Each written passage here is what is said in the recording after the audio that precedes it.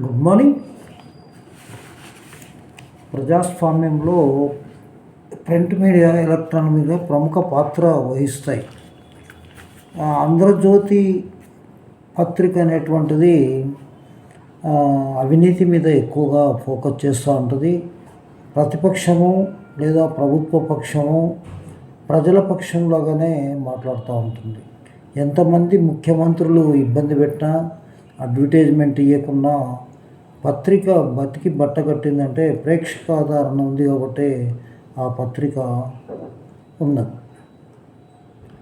ఆంధ్రజ్యోతి అనేటువంటిది అప్పటి గతంలో కేసీఆర్ ప్రభుత్వం కానీ పొగబట్టడింది, అంతప్పుడు రాజశేఖర రెడ్డి ప్రభుత్వం పట్టింది.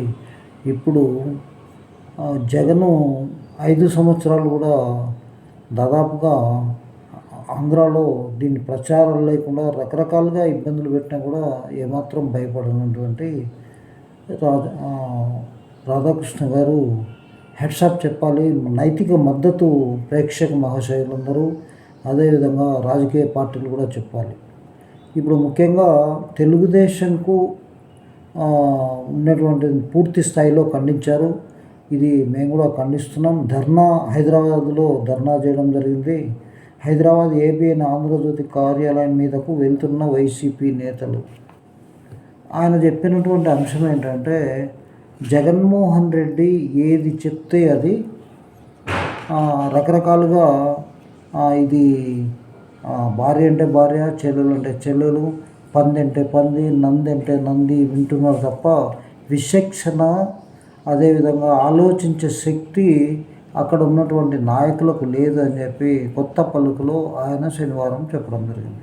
ఇదొకటే కాదు, ఈ యొక్క నిజమైన వార్తలు రాయవలసినటువంటి పత్రికలన్నీ కూడా ఒక రాజకీయ నాయకునికి తొత్తుగా పనిచేస్తున్నాయి.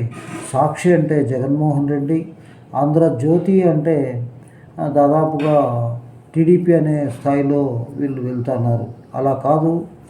అదేవిధంగా ఈనాడు అనేది తెలుగుదేశం కరపత్రం అని, ఇట్లా ఒక్కొక్కరు ఒక పత్రిక ఎప్పుడైతే మీడియా రంగం రాజకీయ నాయకుల చేతులకు వెళ్ళిపోయిందో వాళ్ళ యొక్క సొంత బ్యానర్ లాగా ముద్రించుకోవడం జరుగుతుంది. ఇది ప్రజాస్వామ్యంలో కరెక్ట్ కాదు. అదేవిధంగా మనం చూసాం, ప్రతి రాజకీయ పార్టీకి ఒక పత్రిక పెట్టుకొని లేదా ఒక టీవీ ఛానల్ పెట్టుకొని వారి యొక్క ప్రచారాలు అన్నీ కూడా అందులో చేసుకుంటూ ఉంటారు.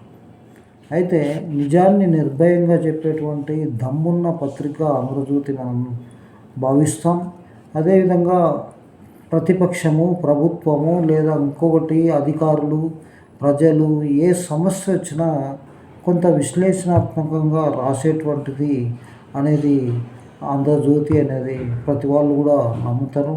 కాబట్టి ప్రజాస్వామ్యంలో 4వ స్తంభమైనటువంటి మీడియా మంచి చెడ్డు గురించి ప్రజల పక్షాన మాట్లాడితేనే కేసులు పెట్టి లోపలేసినటువంటి జగన్మోహన్ రెడ్డి ఆంధ్రప్రదేశ్లో ఇప్పుడు అధికారం 11 సీట్లకు పరిమితమైనా కూడా మళ్ళీ అదే పరిస్థితి చేస్తున్నారు.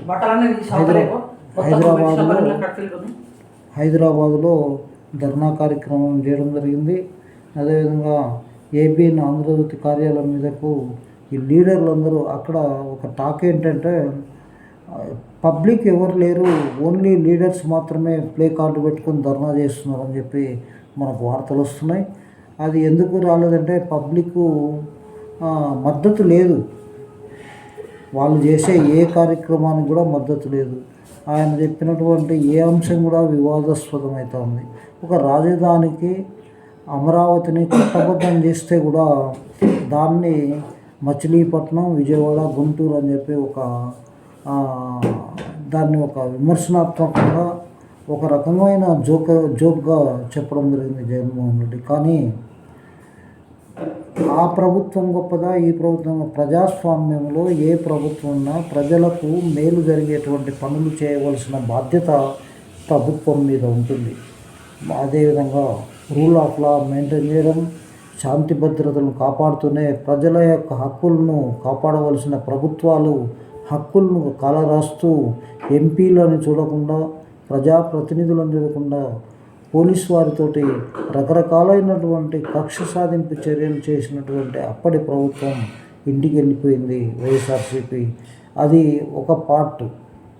ఇంకా తెలంగాణలో కేసీఆర్ గారు చేసినటువంటి పాలన ఏ విధంగా ప్రజలందరూ చూశారు కాబట్టి ఆయన కూడా ఇంటికి వెళ్ళి ఇద్దరు కూడా ప్రజాస్వామ్యంలో ఏ ఒక్కరు కూడా శాశ్వతంగా ఉండరు అనేది అంశం గుర్తుపెట్టుకుంటే మంచిదని చెప్పుకుంటూ ఈ యొక్క ఏబిఎన్ మీద దాడి వైఎస్ఆర్సీపీ పూర్తి స్థాయిలో ఖండిస్తూ ఉన్నాం.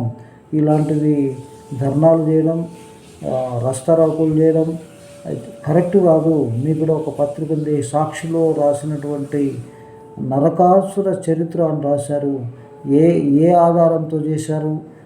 మీరు కూడా ఈ ఏబిఎన్ ఛానల్ తప్పు రాసినట్లయితే కోర్టుకు వెళ్ళాలి, లేదంటే కేసులు పెట్టాలి, క్రిమినల్, సివిల్, పరమనస్సు దావా. అంతేగాని ఈ విధమైన కార్యక్రమాలు చేయడం వల్ల ఉపయోగం లేదేమని పబ్లిసిటీ అవుతుంది తప్ప మీ పార్టీకి ఓట్లు పడవు, ఇంకా క్షీణదిశలోకి వెళ్తుంది. ఈ రెండు పార్టీలు కూడా ఇలాంటి పనులన్నీ కూడా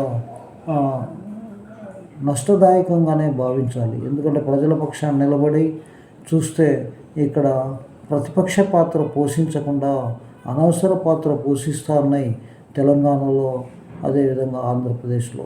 అక్కడ జగన్మోహన్ రెడ్డి, ఇక్కడ కేటీఆర్, హరీష్ రావు, అదేవిధంగా వీళ్ళందరూ కూడా భూములు తీసుకుంటే దాని మీద చేయడం, మూసీ నది మీద చేయడం, ఇవన్నీ రకరకాలుగా పనులు చేస్తున్నాయి. ప్రతిపక్ష పాత్ర అంటే అసెంబ్లీకి వెళ్ళి అసెంబ్లీలో మీరు ఎవరికి అందనంత జీతాలు తీసుకుంటున్నారు.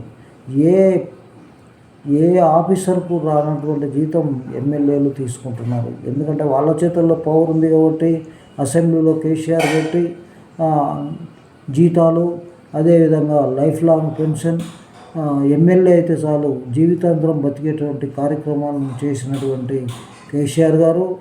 అదే ఈ యొక్క అవుట్సోర్సెస్ కానీ కాంట్రాక్ట్ కానీ వీళ్ళకు ఎన్ని ఇబ్బందులు ఎదుర్కొంటున్నదో మనం చూస్తున్నాం. అలాంటి సమస్యల మీద పోరాటాలు చేయవలసినటువంటి ప్రతిపక్షం ఈ యొక్క వాళ్ళ ఉనికిని ఓట్ల కోసం చేయడం తప్పితే వేరే ప్రజల పక్షాన్ని నిలబడలేదు అనేటువంటిది.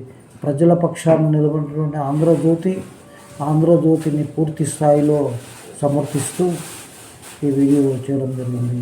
నా పేరు వై చెన్నకేశ్వరరెడ్డి, ఒక సామాజిక కార్యకర్తను. ఇది పూర్తి స్థాయిలో ఇలా ధర్నాను ఈ ధర్నాను సమర్థనీయం కాకుండా ఈ ధర్నా చేయడమే ఒక కరెక్ట్ కాదు నిర్ణయం వైఎస్ఆర్సీపీ అని చెప్పుకుంటున్నాం. Thank you very much.